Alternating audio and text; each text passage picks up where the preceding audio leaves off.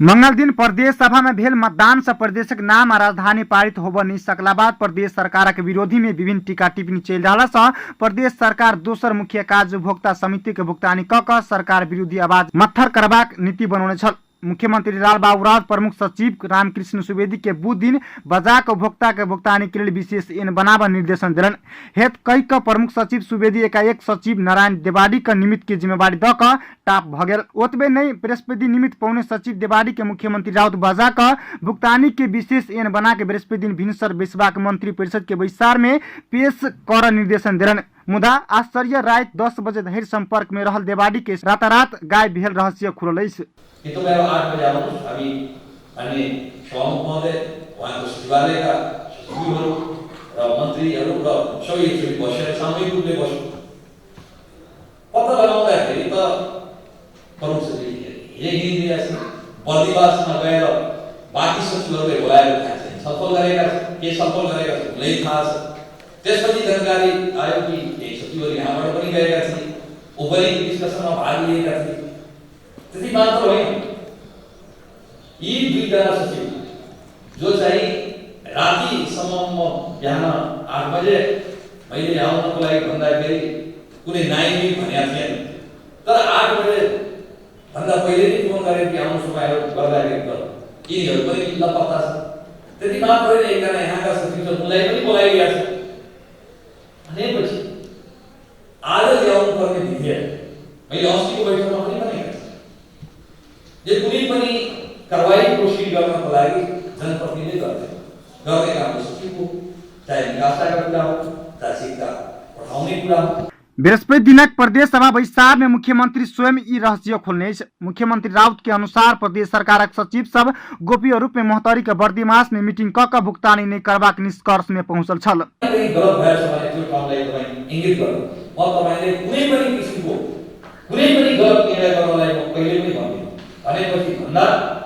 Okay हो ठीक छ, यहाँबाट म उत्साहित भएँ।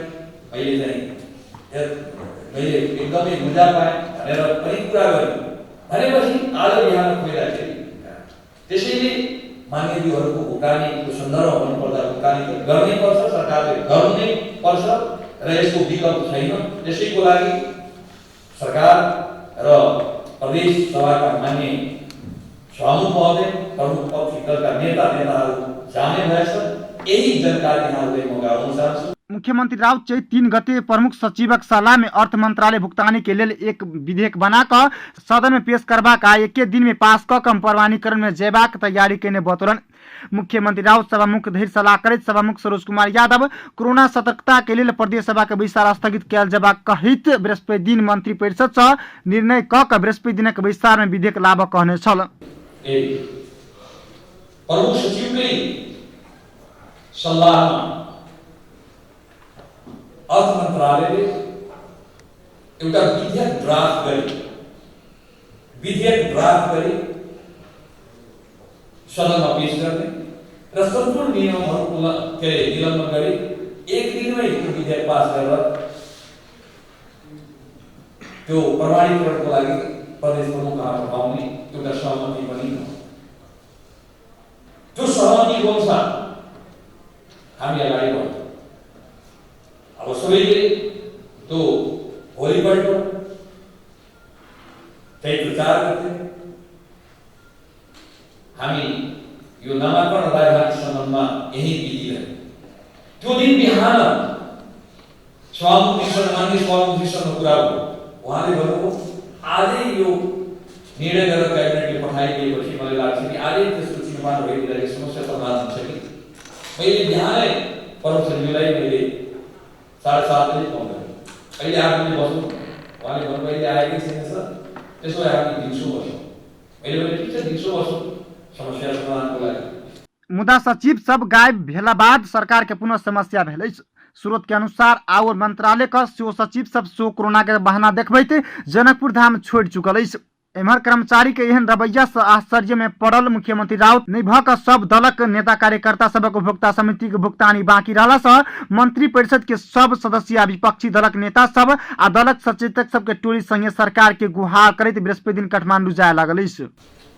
मुख्यमंत्री लगायतका मन्त्रीहरू माननीय सभामुख महोदय र माननीय संसदीय दलका प्रमुख प्रतिपक्षी र प्रतिपक्षका नेता सचेतकहरूको टिम काठमाडौँ जाने र सम्मानित सम्मानीय प्रधानमन्त्री लगायत मन्त्रीहरू विभिन्न निकाय विभिन्न सरकारवालाहरूसँग छलफल गर्ने।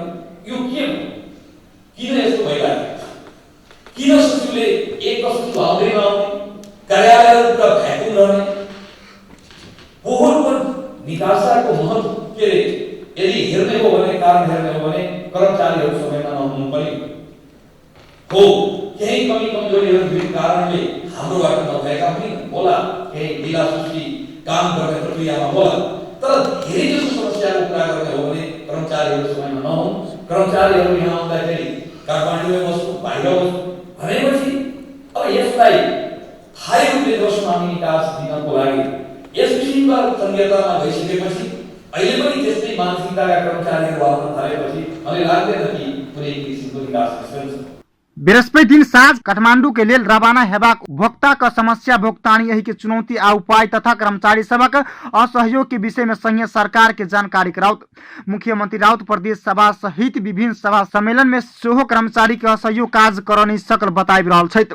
प्रदेशक नाम राजधानी पारित कर नहीं सकल सरकार भोक्ता समिति के सेहो भुगतानी कर नहीं सकला पर दलदल में फंसबाक अवस्था सृजना हैत। अपन टेलीविजन के लिए जनकपुर धाम से पूरण शाह की एक रिपोर्ट।